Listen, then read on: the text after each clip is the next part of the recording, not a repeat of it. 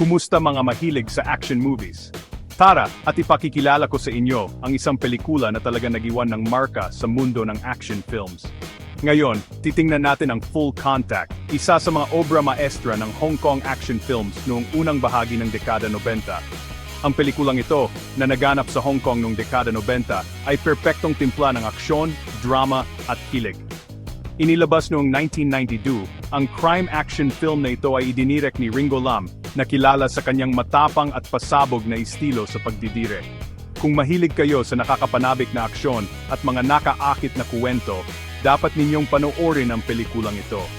Ang Full Contact ay puno ng mga eksenang magpapadikit sa inyo sa inyong mga upuan. Ginagampanan ni Chow Yun-fat ang papel ni Jeff sa Full Contact. Ang pagganap ni Chow Yun-fat ay tunay na kahanga-hanga, na nagbibigay sa karakter ng lalim at maraming dimensyon. Isa siyang security guard na pinagtaksilan ng kanyang mga kaibigan at nasangkot sa isang holdapan. Ang pagtataksil na ito ang nagpasimula ng sunod-sunod na pangyayari na nagtulak kay Jeff sa landas ng brutal na paghihiganti. Hinarap niya ang kamatayan, ngunit nakaligtas siya, at ang tanging nasa isip niya ay paghihiganti. Mapanganib ang kanyang landas, pero ang kanyang kagustuhan ay matigas na parang bakal. Mukhang isa lamang itong action film, pero ang Full Contact ay higit pa roon. Ito ay isang kuwento tungkol sa buhay, pagtataksil at katubusan. Kilala si Director Ringo Lam sa kanyang matapang at pasabog na estilo.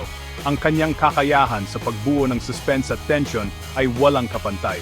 Sa pelikulang ito, ibinuhos niya ang lahat ng kanyang makakaya. Ang bawat eksena ay mahusay na dinisenyo para lubusang ipasok ang mga manonood sa mundo ni Jeff. Ang mga action scenes ay matitindi, mabilis ang putukan, at parang totoong-totoo ang bawat suntok. Tinitiyak ni Ringo Lam na maramdaman ng manonood ang bawat sandali ng pakipaglaban ni Jeff. Malinaw na naipakita sa direksyon ni Ringo Lam ang galit at determinasyon ni Jeff na habulin ang kanyang mga kalaban. Ang mga hilaw na emosyon sa mga eksenang ito ay nakakamangha sa pagiging makatotohanan. Ngunit ang nagpapaganda sa Full Contact ay ang paglalarawan sa mga karakter.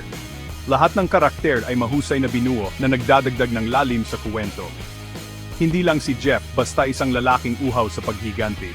Isa siyang lalaking may pinagdaanan, inapi at handang gawin ang lahat para sa hustisya. Isa siyang karakter na komplikado at interesante at kasabay nito, madaling maunawaan. Malinaw ang kanyang mga motibo at ang kanyang mga kilos ay bunga ng matinding pagtataksil at sakit. Nagpakita si Chow Yun-fat ng isang emosyonal at detalyadong pagganap na bibihira sa mga action films. Ang sensitibong pagganap na ito ay nagdadagdag sa pagiging makatotohanan ng pelikula. Mararamdaman mo ang kanyang sakit, galit at determinasyon. Ang mga emosyong ito ang nagdadala sa kuwento at ginagawang mas kapanapanabik ang paglalakbay ni Jeff. Magaling din ang pagganap ng iba pang mga artista. Bawat isa sa kanila ay nagdadagdag ng lalim sa kuwento at ginagawang mas mayaman ang pelikula. Ginagampanan ni Simon Yam ang papel ni Judge, isang dramatiko at baliw na leader ng gang. Nakakatakot at nakakaakit ang kanyang pagganap bilang judge. Nakakatakot siya, hindi mahulaan ang kanyang mga kilos, at talagang nakakapangilabot. Ang presensya ni Judge ay nagdadagdag ng panganib sa pelikula. At ginagampanan naman ni Anthony Wong ang papel ni Sam, ang taksil na kaibigan ni Jeff. Nakakakilabot ang pagganap ni Anthony Wong at perpektong nakuha niya ang diwa ng pagtataksil. Magugulat kayo sa pagganap ni Anthony Wong at talagang mararamdaman ninyo ang pagtataksil kay Jeff.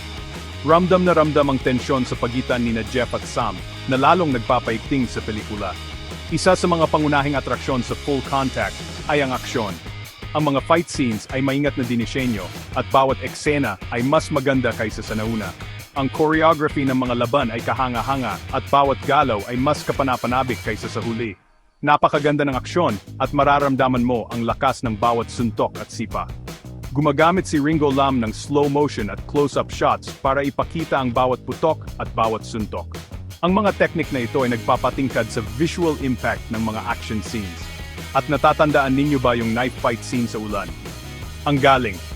Isa ito sa mga pinakanakakabilib na eksena sa pelikula at isang magandang halimbawa ng husay ni Ringo Lam sa pagdidirek. At hindi natin dapat kalimutan ang musika. Ang soundtrack ay bumubuo sa atmosphere ng pelikula at nagpapataas ng suspense at tension. Pinapalaki ng musika ang pakiramdam ng suspense at tension na nagdadagdag sa kilig.